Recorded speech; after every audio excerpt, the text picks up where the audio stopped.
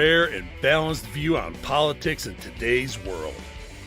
Based on facts, born of rationality, common sense, and logic, providing context on today's events, this is American Perspective with Rick Thomas.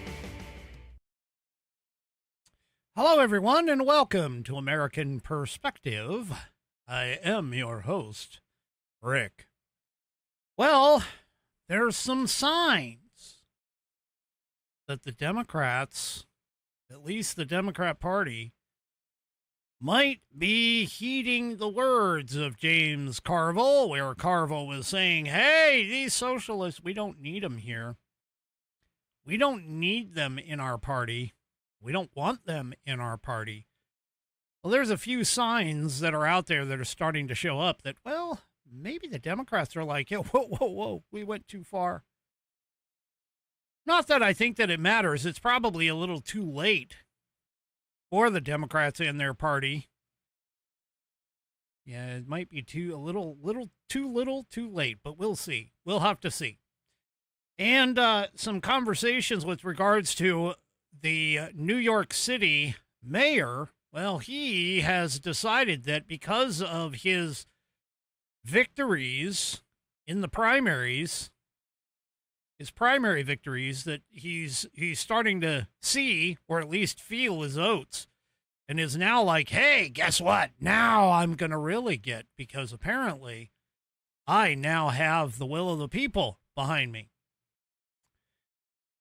We'll get to all that in just a couple of minutes. But first, let's go ahead and get to the Pledge of Allegiance. Tonight's pledge is brought to you by none other than the really surprisingly cute voice of Bam. I'm sorry, I'm not trying to make any fun of her or anything. She's just, she has this cute little high-pitched voice. I mean, yeah, anyway. Let's go ahead and get Bam going here. So if you are of mine, please stand. Remove your hat if you're wearing one like me. Place your hand over your heart and follow along with Bam as she recites the Pledge of Allegiance. I pledge allegiance to the flag of the United States of America and to the republic for which it stands, one nation, under God, indivisible, with liberty and justice for all. And, of course, I thank you, Bam, for that wonderful rendition of the pledge. If you would like to hear your rendition of the pledge played here on the program, all you need to do is record yourself reciting or performing the pledge in your style. Take that audio file, video file, whatever kind of file, and attach it to an email. Then send that email off to me by addressing it to fans, F-A-N-S, at AmericanPerspective.online. That's fans, F-A-N-S, at AmericanPerspective.online, and I will get you into the rotation. I have 24 of these wonderful user-submitted, or, well, not users, but listener-submitted pledges. I'd like to get 2 more by the end of 2026 to have a total of 26 for 2026. So if you haven't done yours already, please do it and send it in. If you use your phone to record the pledge, you can try the share option. That's the S-H-A-R-E option.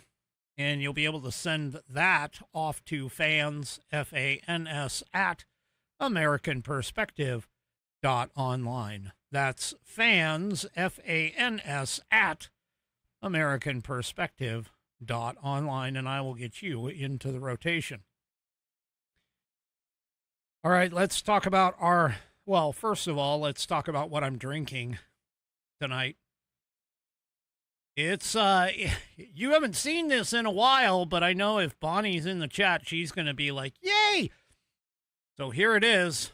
4 Roses Single Barrel. Yep, that's right. Making a common recurring appearance here on the show. I went to the store and picked up a couple bottles. I got that and Buffalo Trace.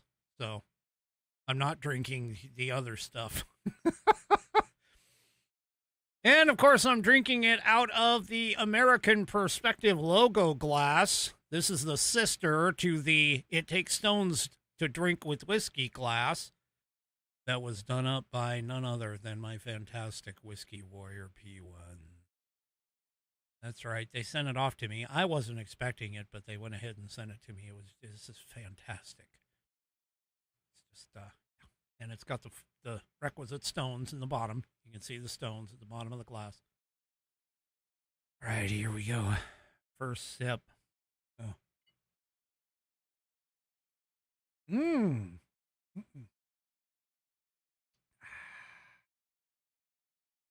It's been a while. Old friend. All right.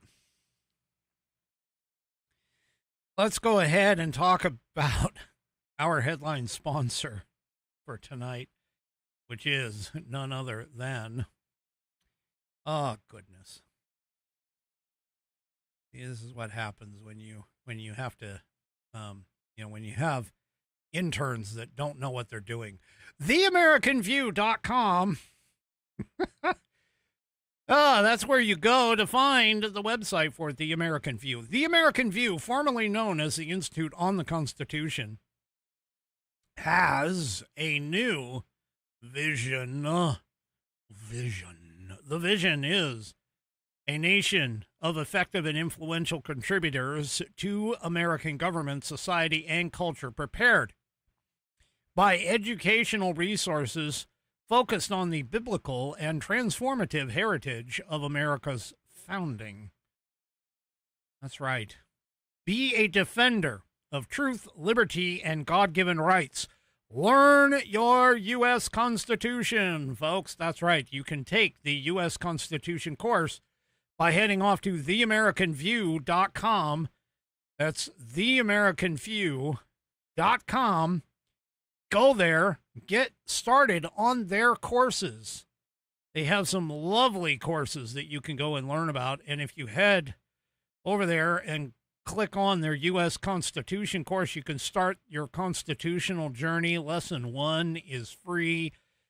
You get your first name, last name, your email put in this form. You click Get Lesson 1 free, this button right here that I'm changing from blue to white.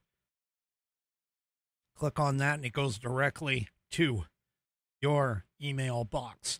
Learn at your own pace with the nationally recognized 100% online course that they have. There's 12 short lessons.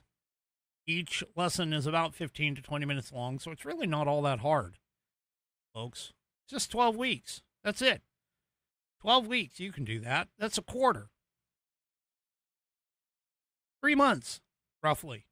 3 months, it's 1 quarter. Anyway, and then once you do that, go and learn from some of their other courses that they have, and then join the community. Become a donor or a sponsor or a member, or better yet, after you've learned all these wonderful things, you can go and leave a legacy by restoring the constitutional republic and prepare the future by hosting courses in your community. Okay? Yeah, it's time to lead. Become an instructor. It's simple. It takes 3 simple steps. You can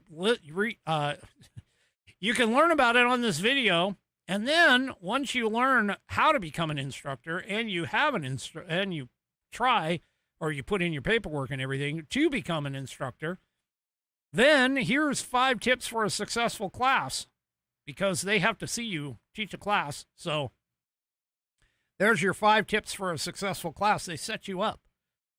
They're not going to leave you. They want you to become an instructor. Trust me, they're going to help you become an instructor. And look at this. They have a full kit available that has all kinds of information for you to educate yourself, equip yourself, and then schedule a practice class. You get that instructor kit, you can head on over to their shop And you can get the U.S. Constitution course, the other educational resources that they have available, self-evident apparel, other instructor materials, and you can head to my personal favorite right above my head right here, right up here, right up there, is the Legacy Library. The Legacy Library is filled with leather products. I love my leather. Don't tell my wife. I love leather. But anyway, you can go and pick up like the leather Declaration of Independence, the leather U.S. Constitution wall hangings. Those are pretty expensive. I'll admit they are pretty expensive. They're fantastic. Trust me, they're worth every penny. But not everybody can afford that. But I do recommend that you get the leather-bound U.S. Constitution book. This little bugger right here. Get that. That's right. Right here in my hot little hands, the U.S. Constitution. Look behind me. That's the U.S. Constitution right there.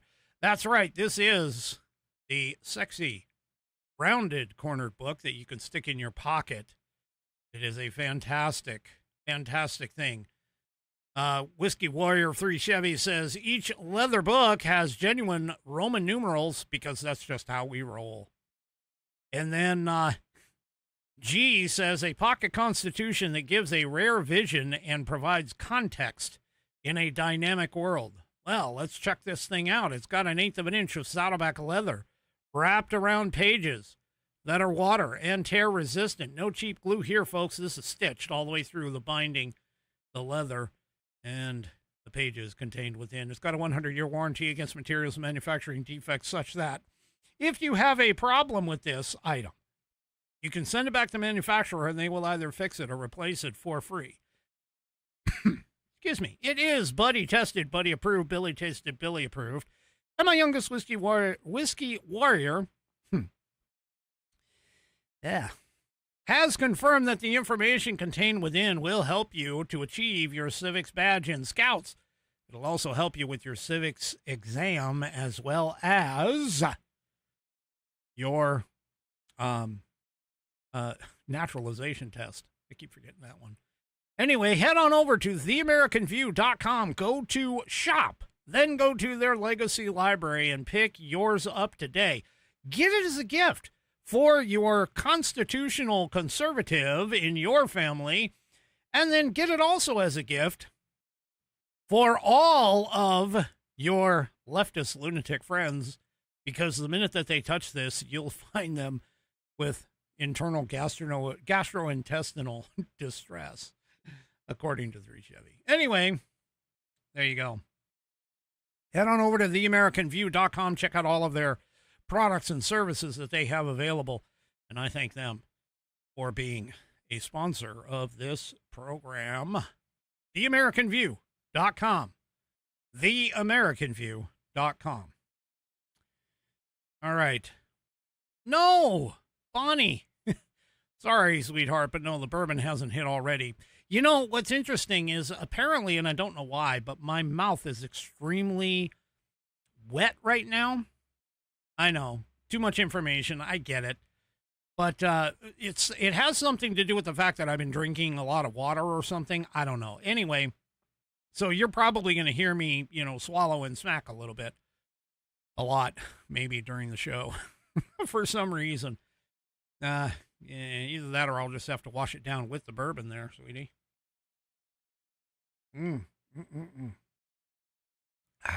There we go. All right. Well, let's get on to the first segment of the program, which is none other than On This Day in American History.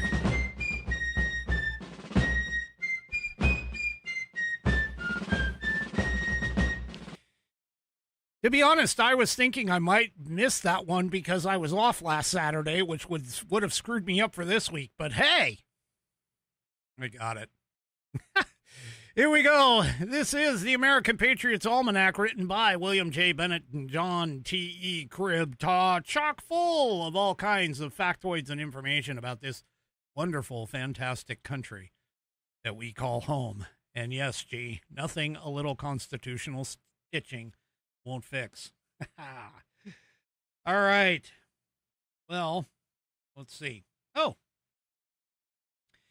tonight we're going to talk about not a gesture, an act of supreme valor. As night fell on June 27th, 2005, 4 U.S. Navy SEALs dropped from a helicopter onto a mountainous enemy-controlled terrain in Afghanistan to begin a high-risk mission. Lieutenant Michael Murphy and Petty Officers Matthew Axelson, Danny Dietz, and Marcus Luttrell had orders to locate a terrorist leader. The team picked its way across rugged terrain and by morning had taken up position on a steep ridge. But 3 goat herders stumbled across the hiding place and alerted local Taliban forces. About an hour later, dozens of enemy fighters swarmed around the 4 Americans. A firefight erupted as the SEALs bounded down the mountainside, hoping to reach a place to make a stand. With 1 man dead, the other 2 wounded, and realizing that their only chance was to call for help, Murphy made the ultimate sacrifice. He moved into open ground where he could get a phone signal, exposing himself to enemy fire. "My guys are dying out here. We need help," he told headquarters, just before being shot in the back. He pulled himself up, finished relaying their position, and signed off with, "Roger that, sir. Thank you." Then started firing again. By the time the fight was over, Murphy, Axelson, and Dietz were dead. The rescue helicopter carrying 16 men was shot down by a Taliban rocket, killing all aboard. Some 35 Taliban fighters had died. In 2007, Michael Murphy was posthumously awarded the Medal of Honor for his courage and loyalty. Marcus Luttrell, the only team member to make it through the operation alive, summed up Murphy's final act in his book, Lone Survivor. Quote, "His objective was clear, to make one last valiant attempt to save his 2 teammates. Not a gesture, an act of supreme valor." And that is tonight's On This Day in American History. You know, if you haven't seen the movie Lone Survivor with Mark Wahlberg, you probably should. It is supposed to be a pretty good, well, as good as Hollywood can make, a pretty good representation of what happened on that trip, on that mission. And yeah, I've seen it twice. It's a pretty good movie. You know, Mark Wahlberg does get a lot of guff sometimes, but as far as I'm concerned, a couple of his very best movies were that one, as well as what's the other one that he had? Shoot, I'm trying to think. It's got Michael Pena in it, where he's a sniper, and I can't think of it right. Shooter. There we go. Shooter. Yeah, those are a couple really good movies, in my opinion. But anyway, all right, I digress. We're already off the rails, and I haven't even started yet. Okay, well, let's see if I go off the rails over here. Well, Donald Trump was set up. You know, Peter Doocy does a really good job, and he kind of set up Donald Trump for this in the White House at this press briefing. And, well, let's just say that, you know, Donald Trump's not one to necessarily pass up on an opportunity like this to, you know, sort of attack the Dems. Here he is, and let's take a listen. Does this tell you that the Democratic Party's 2028 nominee will likely be, or could likely be, a Democratic socialist? Well, it should make it easier for Republicans because most of the nation is composed of sane people. They don't want to, if you look throughout history, go back thousands of years, you've always had socialism and communism by different names. It's never ever worked. It's not going to work this time either. Yeah. It's not going to work, he says. It's not going to work this time. Well, I don't know. We have a bunch of morons who are voting. Seriously. A bunch of morons who are voting. Morons who also are a little unhinged. Let's just admit that little fact right now. And the best example I can supply is none other than New York City Mayor, Democrat socialist idiot. Oh, I'm having a request here. The request. Bonnie has requested the dumbass song, so hold on here. Here we go. You're a dumbass. You're a dumbass. You're grade A, number one, bona fide first class. You're a dumbass. You're a dumbass. And you'll be one all your dumbass life. Yeah. Yeah, there you go. All right. Oh, well, Ma'am Danny, he's, the saying goes that when you vote, the voters deserve what they get, good and hard. I'm paraphrasing, of course. I don't know the exact quote, but it's something along those lines. And the thing about it is that, well, New York City might be finding out that this socialism thing probably isn't going to work out very well for you. So Zoran Mamdani has a plan. Just like any other socialist out there, socialist, Marxist, whatever, he has decided that, yeah, he's going to seize private property and take over the apartment housing business in New York City.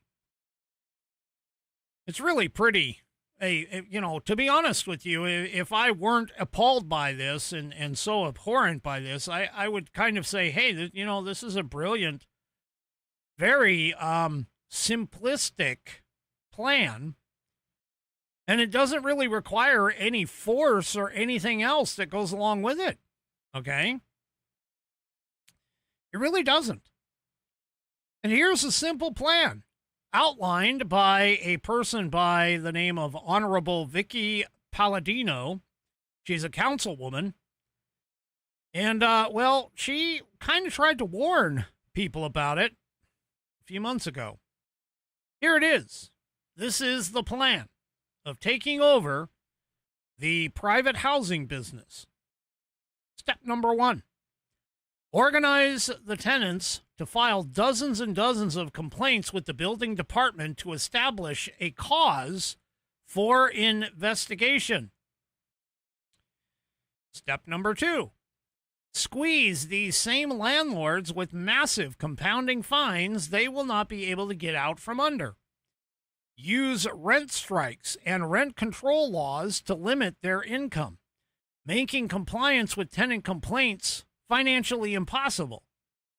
See, this is what happens when you start to getting into rent control environments. And this is the thing that, again, these socialists, they don't, well, I mean, in this particular case, they really do understand how this works. They don't like how it works, but this is how it works. And essentially what you do is you make it impossible for the landlord to actually do things like maintain the property. Then you take step number 3, which is using the outstanding debt that these people have with the city resulting from all of the fines and non-compliance fines and everything else. as leverage with the mortgage and bankruptcy courts to have the buildings turned over to the city and or designated nonprofits at essentially bargain basement fire sale type prices. Then the property, private property, is then stripped from the owners because you change the laws. You make the laws to where they're rent controlled. And by rent control, that basically means that, hey, we're handing it over to you at less than what it costs you to actually run the place. So what ends up happening is that property owners end up losing money. They can't maintain the building. They can't update the building. They can't make a profit at all.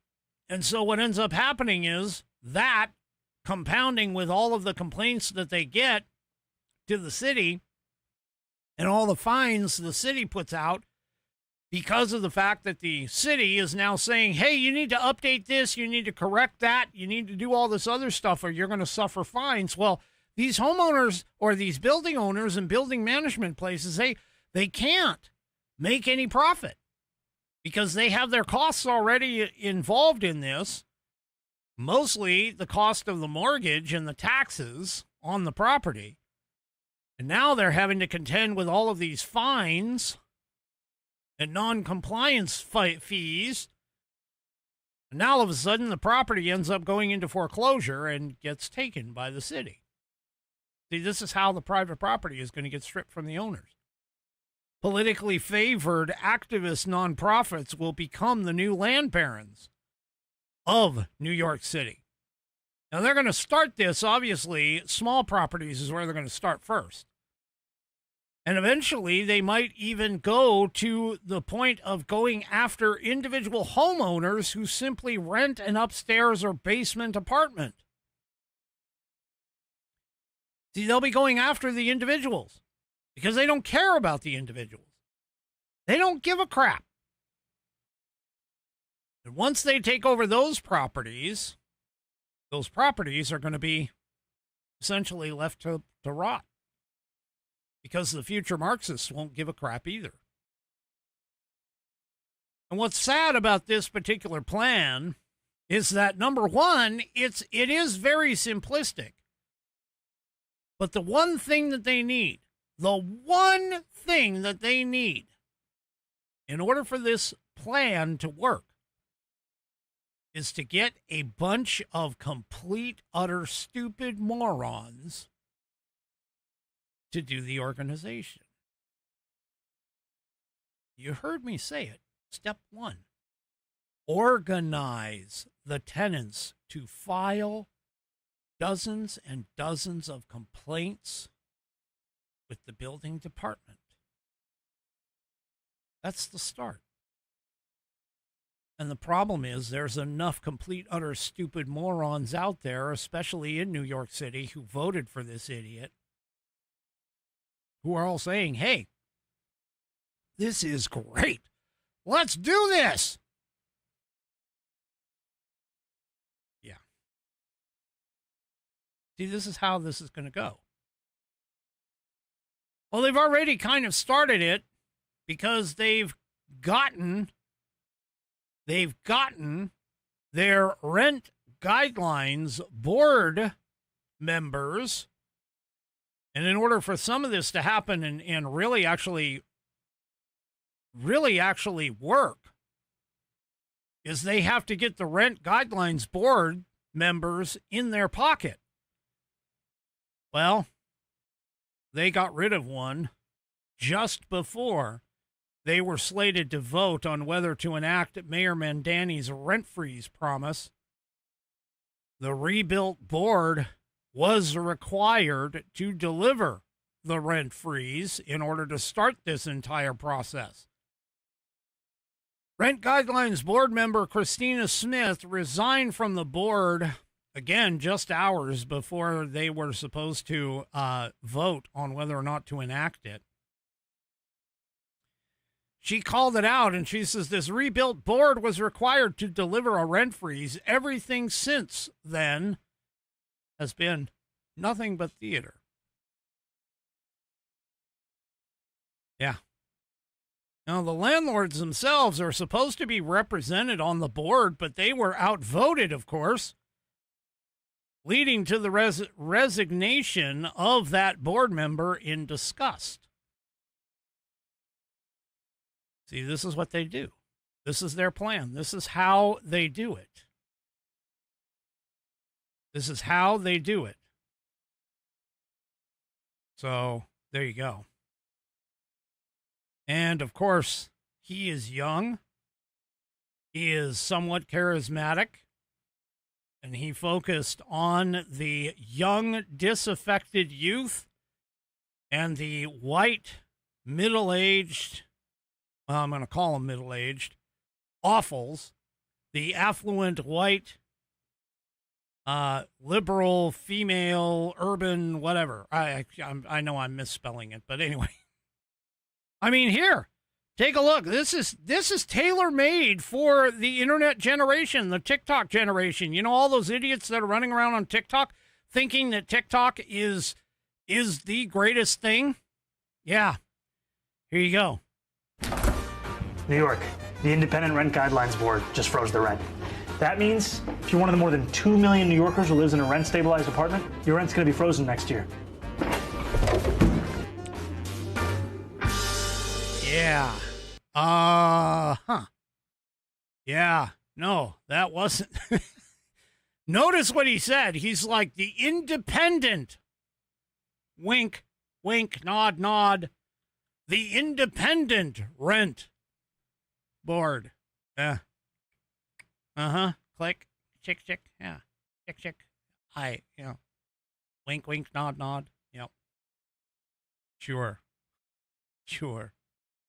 So, there you go. And by the way, that affects close to 1 million stabilized units. And this was after Ma'am Danny was accused of stacking the board. Yep, there you go. Oh, he's sitting there, Ma'am Danny is sitting there selling fairness, affordability, and, of course, unicorn farts. But anyway, he's tapping into the resentment of the people. He's utilizing the useful idiots to create this particular situation. Yeah. By the way, in case you haven't heard, but apparently 44% of those rent-stabilized units in New York City are occupied by people who have been born outside the United States. Well, think about that for a minute. So American-born citizens are subsidizing the foreign-born to live in New York City, driving up prices, because that's what's going to happen. You have a section of housing that is rent controlled and populated only by people who essentially really couldn't afford to be living in the city in the first place, but they're there because they're being subsidized by the government and the tax dollars that are being sent. Yeah. Think about that for a minute. Rent control. Yeah. See, you have a bit of a problem here. Rent control, historically speaking, and it always happens. This always happens. It leads to reducing the actual housing supply. So housing supply becomes scarce. What happens when supply drives up and demand remains the same or increases? Well, the price of everything else goes up. But in this particular case also, you have declining maintenance because you can't make any money as a property owner anymore off of those renters. And so therefore the maintenance goes down. And again, it kicks all of the 3-step plan off, the whole thing. Then all of a sudden you no longer have a privatized sector in the housing market in New York City, and it becomes, anybody want to guess? Anybody want to guess? Oh, it's a favorite word utilized to describe countries. Yes, it becomes a shithole. That's what happens. Yep. And of course, that's just one part of it. I mean, keep in mind, you have all the onerous regulations, again, going back to those fines and everything else that goes along.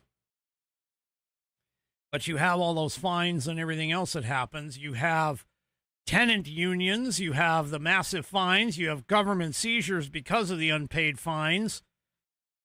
And now you have a complete problem with the government-owned housing. See, here's the difference. You really want to see what works? It's not Ma'am Danny's plan. Guaranteed, it's not Ma'am Danny's plan. But I keep telling people, hey, you know what? If you really want to see what actually works, what really functions, whether it's capitalism or socialism, all you need to do is look at Argentina. Because Argentina was socialist. And then they got this guy elected by the name of Milei. And Milei went ahead and said, you know what? We're cutting all this stuff out. He cut and slashed a lot of the government. He got rid of a lot of government waste, fraud and abuse. Spending went down. What happened? Their inflation rate went down. The value of their money went up. And here's an example just by itself. And why the leftists, all we have to do, seriously, here in this country, all we have to do is point to Argentina and say, there's an example of what a good capitalist type system can do in a short period of time. See, Milei also went and abolished rent control in Argentina. And all of the leftists were saying, oh my gosh, this is going to be a household collapse. Housing is going to be horrible. It's an apocalypse of housing. Whatever. Well, guess what? The opposite actually happened. Private housing flooded the market suddenly. Massive drops in rent prices, an exploding and expanded supply. And all of that was even before any new housing could be built itself. Now look, if you get into a conversation with a leftist lunatic moron, okay, a leftist lunatic moron, you need to understand that when they talk about affordable housing, they actually are talking about government-owned and subsidized housing. They want to control you. They want to control every aspect. Remember Gavin Newsom was saying, yeah, we need more control. We need to pack the court. We need to own everything. That's what they're after. That's what they're after.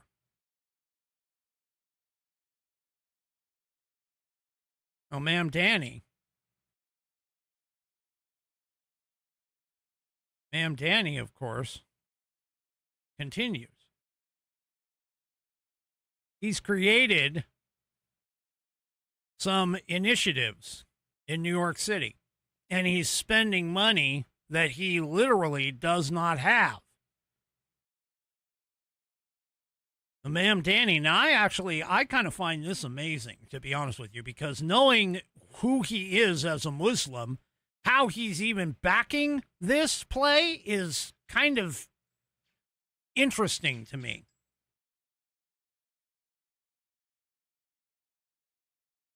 But here, New York City pours $15 million into sex change initiatives.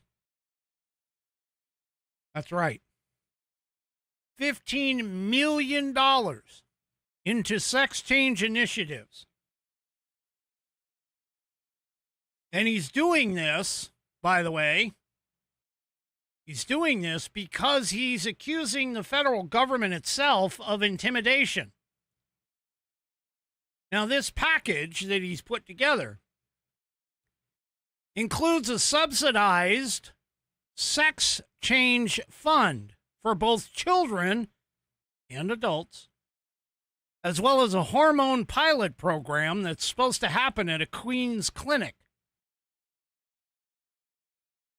This proposal is a multi-million-dollar package that's going to establish Direct Care Access Fund to subsidize providers who offer sex change procedures for children and launch a dedicated call and text line, as well as fund research into LGBTQ plus minus divided by sign ampersand upper caret parentheses healthcare access. Additionally, he's proposing that the city's health department will launch a pilot program later this year at a Queens clinic to offer gender-affirming hormone therapy to adults at no or low cost, regardless of immigration status. Yeah. See, according to Mamdani, he says that the federal government is attempting to intimidate patients, families, and providers, claiming that the city itself, New York City, is stepping up and will do everything in its power to defend the procedures. The mayor has actually directed the city's law department to prepare for potential litigation to fight any federal efforts to restrict sex changes for children and adults. Now, the top city officials, and this is part of the problem, the top city officials went ahead and echoed Mamdani's rhetoric, including the deputy mayor for economic justice, who said that the federal government's actions were dehumanization of transgender people. And it's not just cruel, it's dangerous. So here's the thing, people, and I'm just going to lay it out for you very simply. As far as I am concerned, the state and the city, constitutionally speaking, hey, you know what? Go ahead and do that. Go for it. There's nothing stopping you. My problem is with the federal government funding it. And if you don't want this kind of place or kind of thing to happen in your city or your state, you'll vote against it. Or you'll vote against the idiots that are trying to put it into place. I mean, that's just the way that our system of government is supposed to work.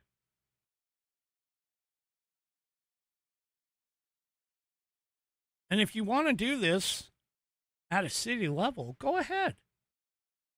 I don't care. Go ahead. You want to create a city that is full of nothing but transgender folks? Go for it. Please. Take the 2% or 3% of the American population and put them all into one city, as far as I'm concerned. Go for it. I'm fine with that.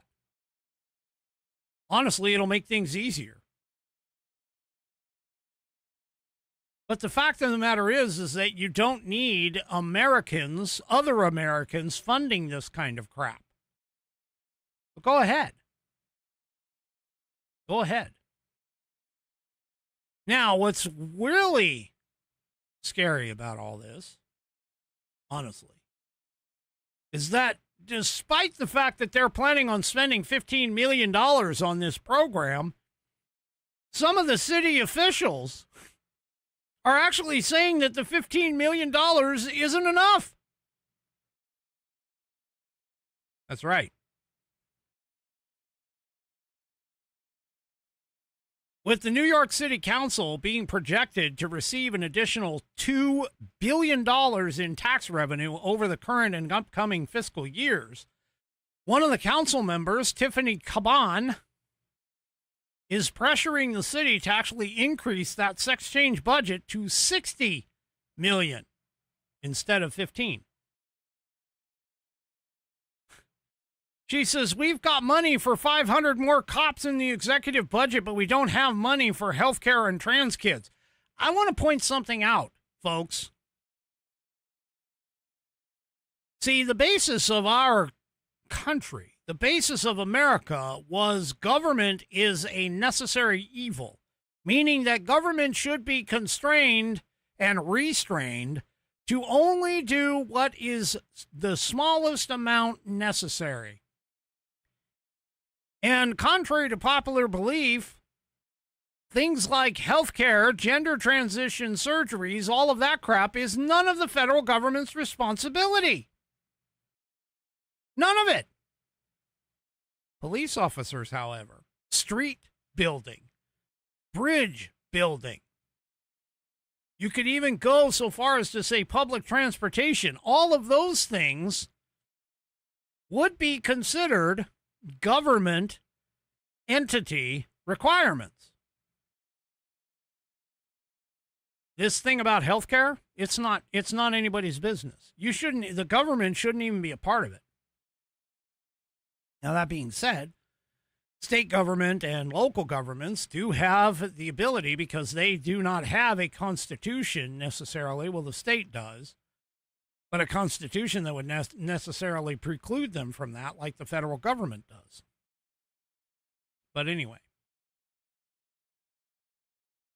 they also have the city budget director, Sharif Solomon, who has also signaled a desire to expand that program, calling the $15 million allocation simply a start, and expressing hopes to fund more money toward the initiatives within the city's fiscal limits. I'd like to know where they're going to get that money. I'd like to know where they're going to get that money. Well, Ma'am Danny's not done.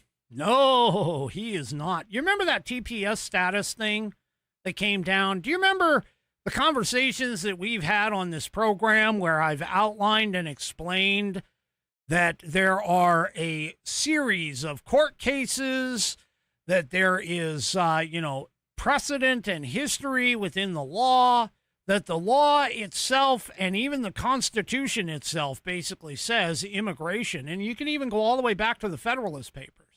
The whole purpose of the federal government creating a immigration and naturalization rules and regulations was because of the fact that the founders didn't want any of the states to go through and create their own rules and regulations as to bringing people from foreign lands in. There had to be one consistent, one standard across the board, and that's what they were looking for. And so that's why when they created the federal government as a part of the Constitution, that the federal government had full control over immigration and naturalization. And it has been that way for the 200 plus years that we've been on this planet. That the country of America, United States of America, has been on this planet. Well, until somebody can correct these idiots, because let me tell you, you have these sanctuary cities like Minneapolis, like Chicago, like Seattle, like LA. You have these sanctuary states like Minnesota, like California, like New York. And so Ma'am Danny himself, he is basically saying, you know what? He's saying the quiet part out loud. And this is how emboldened these idiots are because of this result in New York City for all of these Democrat socialists of America folks that have come on board. Ma'am Danny is basically sitting there saying, guess what? That whole TPS Supreme Court decision that came down that basically said the federal government can shut down the TPS at any time for any reason, no requirement, regulations, nothing. Yeah, he pretty much has already said publicly, I'm not going to listen to that anymore. Take a listen. More than 3 million of us were born elsewhere. I'm one of them. We're a city that's proud of our immigrant heritage. And when we think about especially what Haitian New Yorkers have had to deal with, not just for weeks or months or years, but frankly for decades, we have seen a cruelty that has become normalized. And to have people who frankly taught the world about freedom have their own freedom be put in jeopardy by the actions of a Supreme Court and a federal administration, it is not only cruel, it's something that we will not ever accept. And so we stand here as New Yorkers proud of standing in solidarity and proud to do everything that we can to keep people in their homes and to keep people together. Yeah. So he is not going to do anything. He is not going to do anything with regards to that ruling. He's not going to support immigration law. Now, granted, New York City has already been a sanctuary city, so, you know. But he is basically saying the quiet part out loud. We refuse to follow the rule of law. Bonnie points out, she says, at least we know he cannot run for president. Are you sure about that, Bonnie? Are you sure? I think we've already had a president who is questionable about it. Nobody has actually seen the actual birth certificate in public for Obama. And there's plenty of evidence that shows that he played on the idea that he was a foreign-born immigrant in Kenya. So, yeah. Anyway. All right. Well, despite all of the Democrat Party idiots who are sitting there, like Dan Goldman, who got primaried out of New York, he's on his last legs. Boy, he was a stupid idiot to jump in behind them, because of the fact that he happened to support Israel and Israel's right to exist.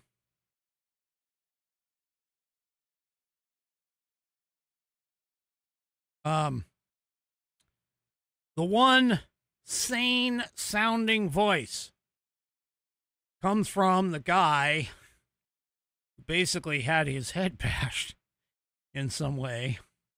Yeah. John Fetterman. Again. See, John Fetterman actually even mentioned this months ago. He literally is he's one of those people where I spoke the truth a long time ago. He said, I said months ago, I said the Democrat Party is becoming an orgy of socialism. These recent elections vindicate my description, he told the New York Post after the Democrat Socialists of America's party triumphed in 3 New York House primary races and rocked the party's establishment.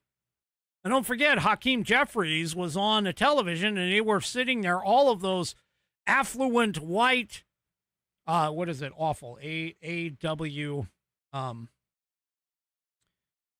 AWFULs, I think, affluent white female urban leftists, whatever you want to call them. Those awfuls were all standing there and saying, you're next, you're next, you're next. Yeah. Anyway, Fetterman, of course, is he's sounding like the sane one in this entire party. He also mentioned the Daniela Avila Chevalier, however it's pronounced, who knocked off the incumbent Adriano Espaillat. He called her, the 32-year-old doctoral student, he called her deeply disturbed. He said, and I quote, Chevalier described America as a effing disgrace. She posted F. Kamala Harris and posted that she forgot napkins and wiped her hands on the American flag. She wants to abolish the border, abolish prisons, This is a deeply disturbed individual. P. Hustle and Chevalier, he's talking about Graham Plattner. She goes, the dirtbag left's new power couple. Yeah. This guy. Oh, I'm telling you. Yeah. Oh, and by the way, Fetterman, Hakeem Jeffries is from New York. He is a Democrat from New York. I don't know if his district is in the city or in the state, but he is there in New York. He's got a district somewhere in New York. And don't forget, too, they got Schumer, who very well could be on the chopping block as soon as he comes up, because don't forget, AOC, if she doesn't run for president, AOC might be looking for, to knock him off of his pedestal. So his time in office might be, shall we say, on borrowed time. Anyway, to get back to Fetterman. Fetterman vowed that if Plattner can prove that he didn't send quote-unquote dick pics to minors, that he would ditch his signature hoodie look. Now, considering the man always shows up in a hoodie and shorts, and that they had to relax the dress code in the Senate just for him, yeah, I would say he knows something that we may not. Yeah. Anyway, folks, this is crazy. When you have a Democrat, and by the way, he says clearly, he's like, well, you know what? I am not ready to abandon the party yet. He's like, I am not going to switch parties just yet. Although I can tell you he's getting awfully close to being more of a moderate Republican than a leftist Democrat. I'm just saying. David over on Facebook. Zoran the moron at his finest in New York City. Yeah, no kidding. Well, you remember when I first started all of this, I said that there would be indications that maybe there are some in the Democrat Party who are like shocked at this severe leftist turn in all of this. Okay. Apparently, there's this project. There's an initiative that is running around that is gaining some steam, I guess, that is talking about, hey, folks, Democrats, we need to be more centrist. We are getting way too far left. There are 13 Democrats who have signed this initiative. The initiative is called the Promise to America. Now, here, take a look at this. This is thepromisetoamerica.com is where you can go for this. Thepromisetoamerica.com to check this out. But here, take a look at this Promise to America. It says, America is stronger than our politics. Politics forces false choices between extremes on right and left. We reject them. Too many Americans have not benefited from the last half century of economic growth. America wants an economy, they've misspelled. Americans want an economy that lowers costs, expands opportunity, rewards the people who work hard every day. Okay, well, just that statement alone, all I got to do is tell you, folks, that's capitalism. That is capitalism and small government, which is what the Republicans work for all the time. That right there, that statement, Americans want an economy that lower costs, expands opportunity, and rewards the people who work hard every day. What the hell do you think the merit-based capitalist system with limited government comes from? They continue. They say Americans want safe communities and institutions that solve problems. Yeah. Again, sounds like the Republican platform. They go, we believe in building more to lower costs and expand opportunity. Again, capitalism, free markets, less government regulation, less government interference in people's lives. Small government. Yeah. Anyway, they continue here and they say, well, we believe in building more to lower costs and expand opportunity. We believe Democrats succeed when we speak to the whole country and value persuasion over purity. And then they say, we, the undersigned, make this promise to America. This is their promise. We are capitalist, not socialist. We believe in a growing, fair, competitive economy that rewards hard work, innovation, entrepreneurship, and ownership. Full-time work should make it possible to own a home, raise a family, afford health care, and retire with dignity. Economic, permitting, and tax policies should expand opportunity and lower costs for workers. See, that's where things are messed up. See, being a capitalist goes with free markets, goes against the idea of government-owned anything, government interference, those kinds of things. See, this is part of the problem.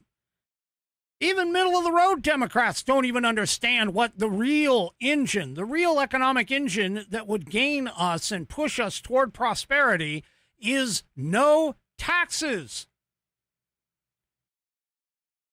That you need to lower taxes, lower regulation, lower government interference, get government out of the business world. You open up the engine, you put your pedal on the floor, and the gasoline hits the internal combustion engine, and next thing you know, boom, we're going 100 miles an hour. But see, that's the problem. They're saying economic permitting and tax policy. In other words, we need more government intervention, which is socialists.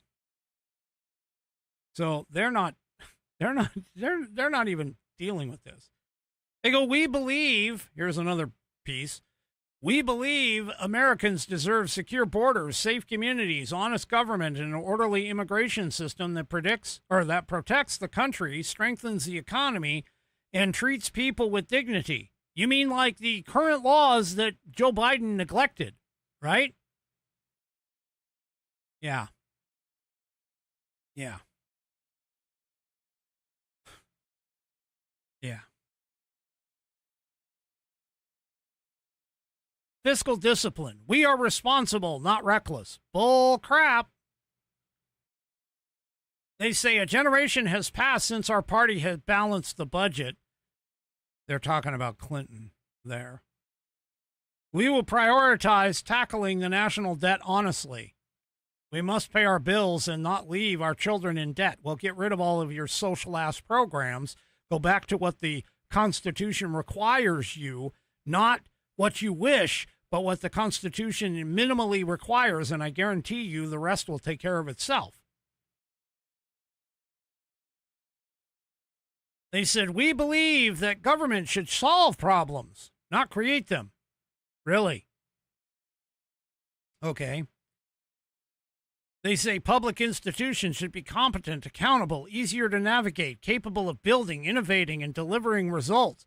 Government cannot do any of those things. Government never has been able to do those things. Yeah, they even put down at the bottom, we are proud, not ashamed of America. I have yet to meet a Democrat who can look at the American flag, the stars and stripes, and not be pissed. Yeah, you're a bunch of bullshit. You're bullshitting people. Oh, and by the way, you want to know who's already signed it? Well, here they are. I don't know about any of these people, but here you go. Here's who they are. Adam Gray out of California. Tom Suozzi out of New York. Lara Gillen out of New York. Don Davis from North Carolina, Jessica Killen from Colorado, Kristen McDonald-Rivet out of, looks like Michigan, Josh Gottheimer out of New Jersey, Jamie Aguirre out of North Carolina, Bobby Pulido, I guess, Pulido, Pulido out of Texas, Marlene Gallen Woods out of Arizona, Paul Berenger, or Berenger, out of North Carolina, Maggie Goodlander out of New Hampshire, Janelle Bynum from Oregon, Vincente Gonzalez out of Texas, and Susie Lee out of Nevada. Those are the ones, yeah. Those are the ones that are here. Yeah, they signed it. They signed that they want to actually be a part of, because if they actually followed everything that was in there, they would be Republicans. Anyway, just saying. I'm just saying. Well, Gavin Newsom is starting to feel the heat, and he's starting to realize that, well, you know what? I may have made a mistake. And so, in the interest of trying to save my burning down political career, I am now going to backpedal on something that I was pushing for. Yeah, you remember on his podcast, I showed you the video last night where he basically said, hey, we need to take more control. We need to be in more control. We need to take more control. Yeah, well, now, apparently, the governor, who was all for this billionaire tax for California, the billionaire tax, which basically was a one-time tax, a one-time 5% tax levy on any California resident worth more than $1 billion, and that would retroactively apply to all billionaire California residents who lived within the state as of January 1 of 2026. So if you didn't leave in December of 2025, by the end of December in 2025, yeah, you're still going to get taxed, even if you move out before the tax goes into effect. That's part of the problem. Well, Gavin Newsom was like, oh, heck yeah, I need this. Except there's only one problem.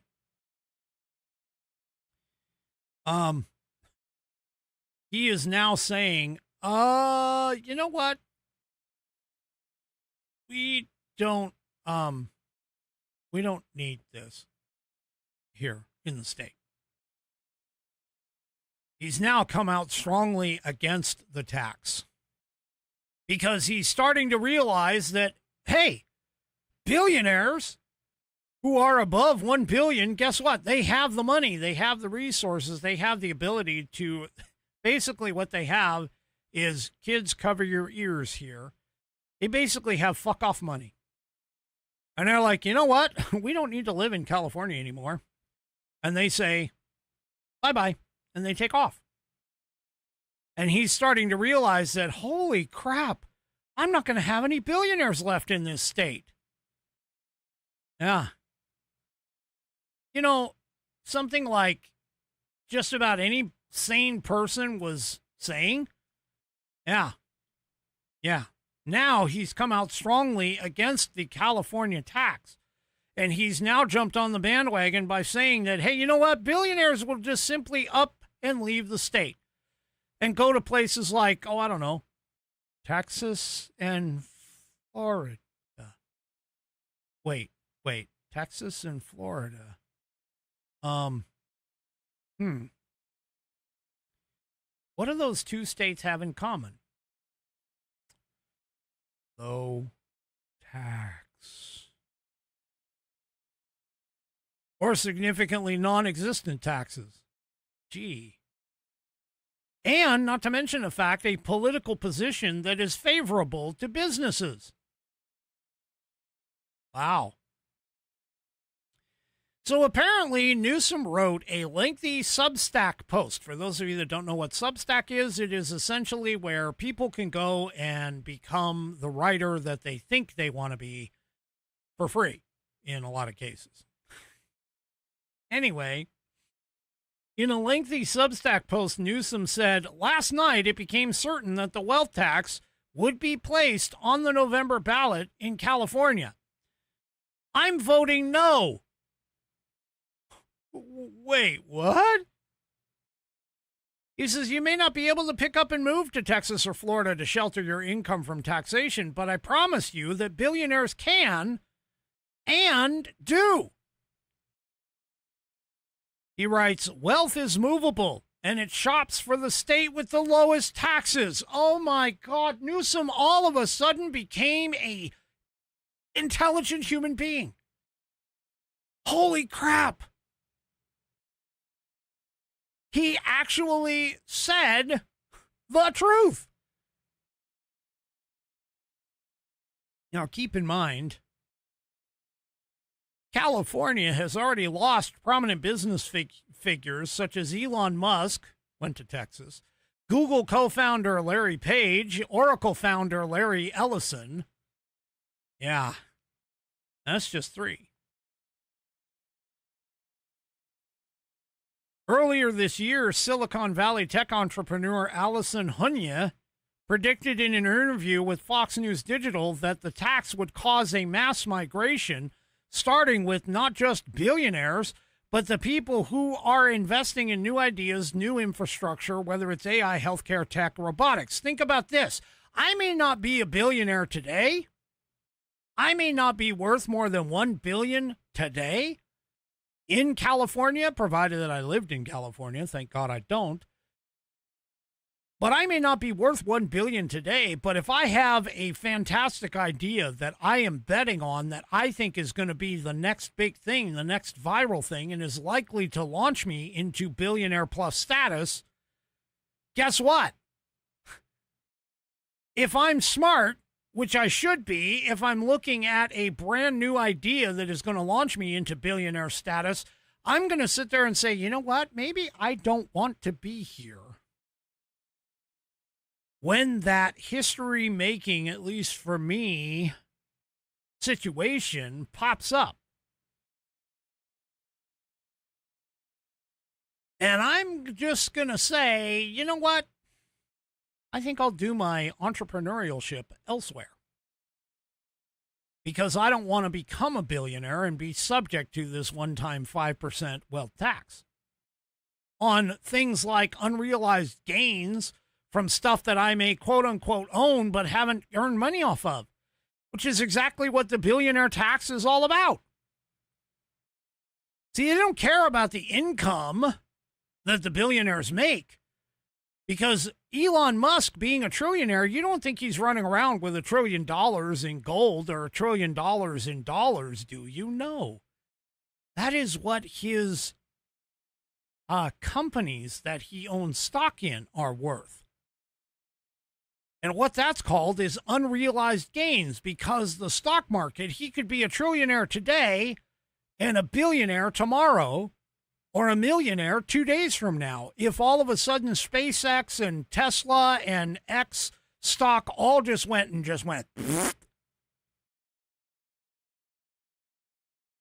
and crashed, he would have had that 5% tax taken at its peak. And he would not get it back. The government's not going to give it back. Seriously, do you really think so? The government doesn't care.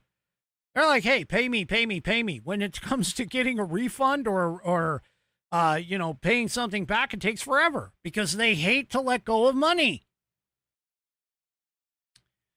Yeah. Yep. Now, Allison Hunya likened the proposed tax hike to a restaurant that is about to go out of business. See, because restaurants that are about to go out of business, what do? Just like anybody else, instead of lowering their prices and trying to capitalize on sheer volume, in other words, Don't up your percentage, but up your actual revenue dollars that are coming in. Again, that's what happens every time you lower taxes on the government, you will receive greater revenues. It's a fact. That happens every single time. You lower the overall percentage of taxes and you gain a crap ton in revenue. Why do you think we sit here and we talk about this all the time? It's like, hey, you want to gain 10% of taxes, or do you want to gain the equivalent of 5% of taxes, but 5% of a larger sum of money? You're going to gain a big bunch of revenue, folks. Anyway, as I was saying, instead of lowering the prices, this is Hunya. Instead of lowering the price, they increase the price. And then when you go into the restaurant and it's like $50 for a bowl of really bad dumplings.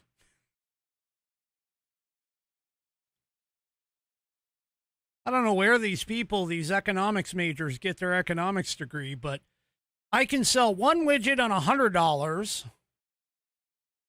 at a 30% profit, or I can sell 1,000 widgets at $2 at a 5% profit. Which one do you think I'm going to end up walking away with more money in my pocket?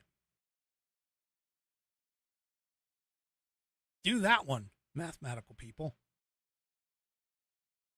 See, this is the part that people like Bernie Sanders and AOC, who's supposed to be an economics graduate. Yeah. Anyway. However, let's keep in mind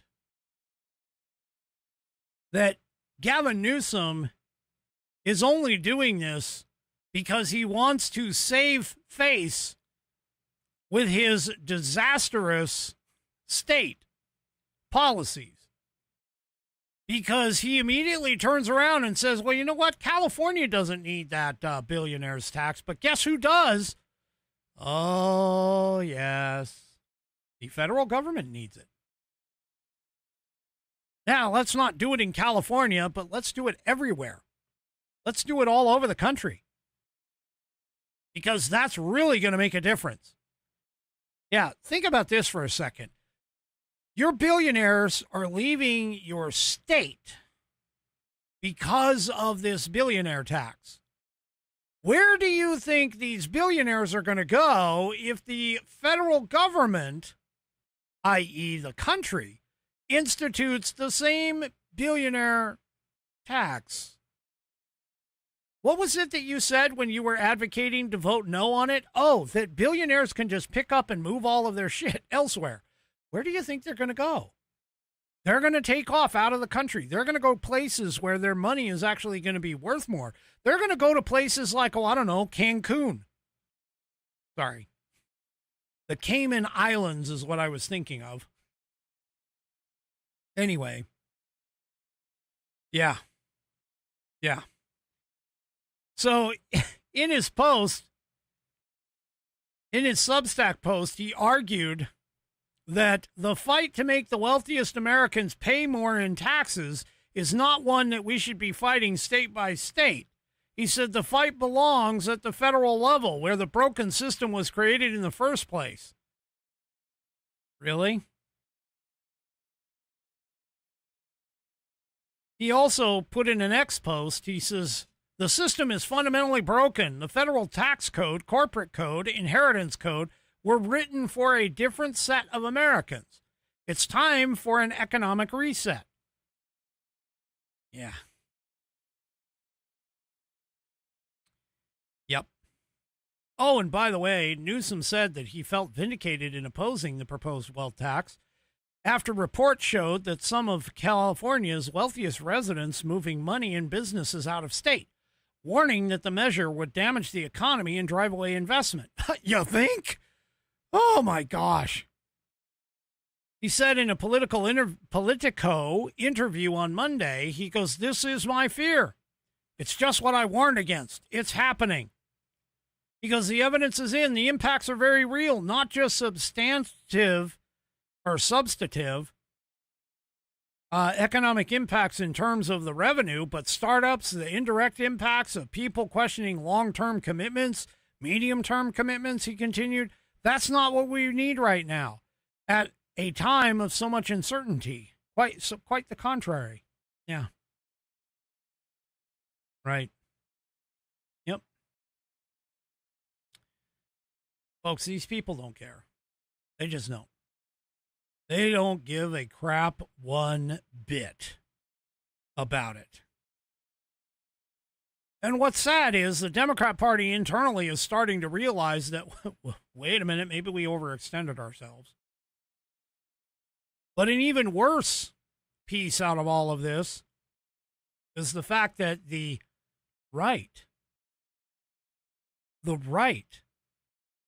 more often than not says, oh, that's just Democrats being Democrats.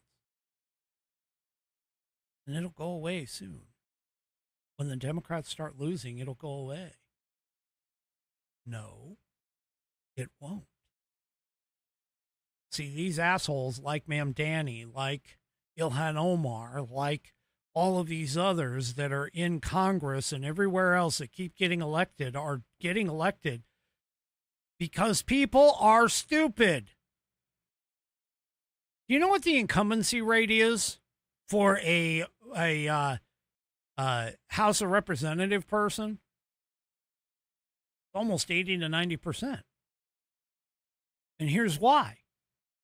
Because people get stupid, they vote the person in, and then they continue to vote the person in because they don't bother to look into that individual's job performance once they get into the office.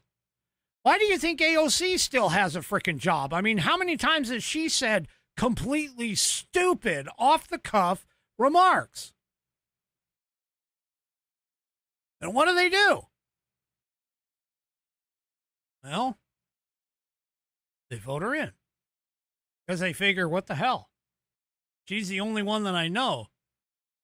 Maybe it's better to vote in the devil that we know than the devil that we don't. See, this is the problem with today's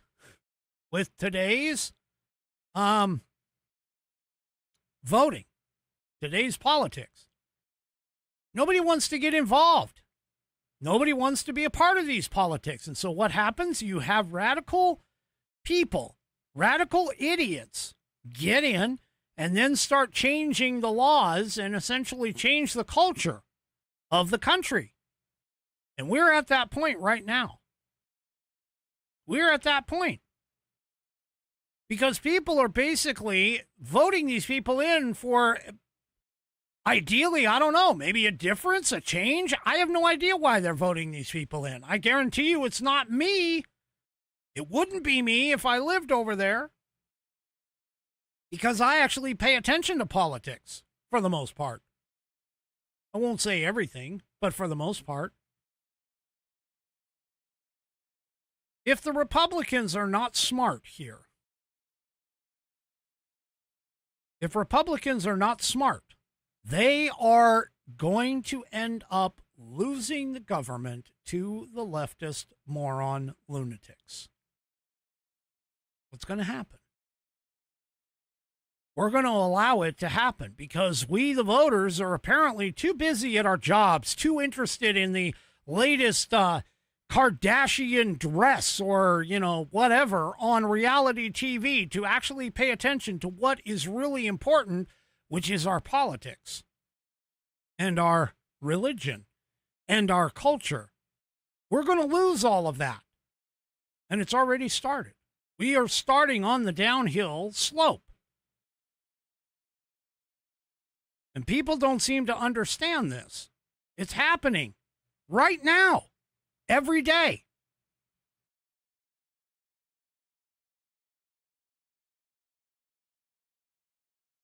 See, people sit here and they look at New York because this is highly publicized about the 3 socialists that happened in New York, but this is happening everywhere.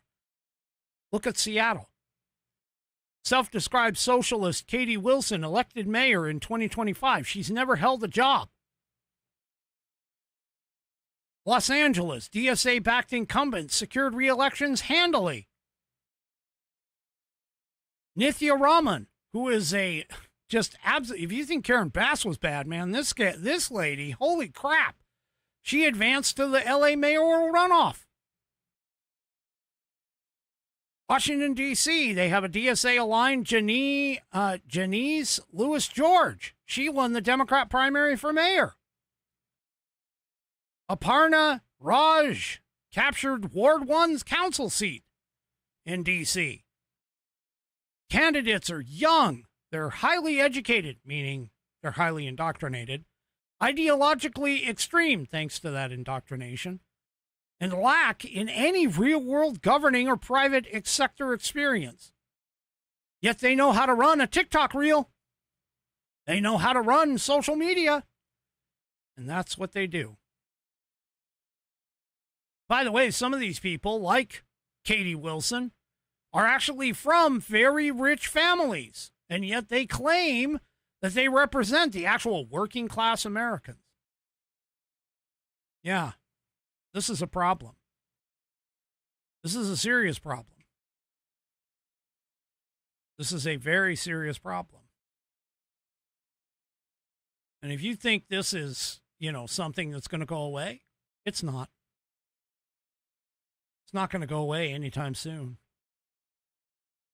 It's going to get worse before it gets better, unless we can stand up and block these people from getting general elections and get these people out of office. Seriously. Get these people out of office. And if you think that it's not happening to the leftists either, let me just tell you, here's an example of a leftist. Wikipedia. I always laugh whenever I see a leftist go and, attack me on social media or post some Wikipedia post and be like, see, there's the proof. I hate to tell you this, people. No, I don't. I don't hate to tell you this at all. Wikipedia is not considered to be a reliable, proper source of information. Now, Wikipedia by itself is mostly leftist. But here's something even worse. One of the co-founders, I don't know if you saw this, but here in Breitbart, one of the co-founders by the name of Larry Sanger, he gets banned from Wikipedia. Why? Because he essentially says, hey, we need intellectual diversity. In other words, we need to have more people representing more perspectives, more viewpoints, in order to get actual factual information. That's what he says. And they went and banned him indefinitely. One of the Wikipedia editors called this a show trial. See, Sanger was trying to form a group on the site that would advocate for policy reforms that promote intellectual diversity. I thought the leftists were all about diversity. I thought the leftists were all about inclusion of everybody, that everybody was okay. We all know that's a lie. We all know that's a lie. And it keeps getting shown to us by the actions every single day. If you don't agree with a leftist, they don't like you.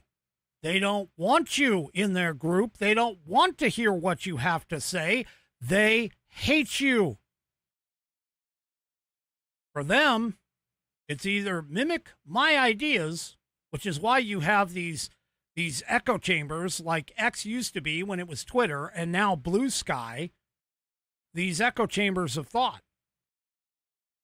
And they think that, these are absolutely great. This is so provocative and innovative and progressive to think this way. No, what's progressive, innovative, and provocative is to have all aspects represented. And then you choose the best one. And you go from there. Telling you folks, we're in for a very, very rough ride. And this is just the start. Alrighty, folks, that is it for me for this evening. Do me a favor, if you haven't already, head on over to rumble.com, get yourself an account. It is free. And once you are signed up and signed in, make sure that you search up the American Perspective channel and hit that green follow button to get notified every time that I go live. Also, too, don't forget to give me a thumbs up, thumbs down, or in the case of 3 Chevy, a thumb sideways or at an angle across all of my platforms, whether it's X, YouTube, Facebook, or, of course, the aforementioned Rumble. Have a great rest of your weekend. We will see you Monday right here on American Perspective, 5 p.m. Pacific, 8 p.m. Eastern Time. Have a great rest of your weekend, like I already said, and good night, everybody.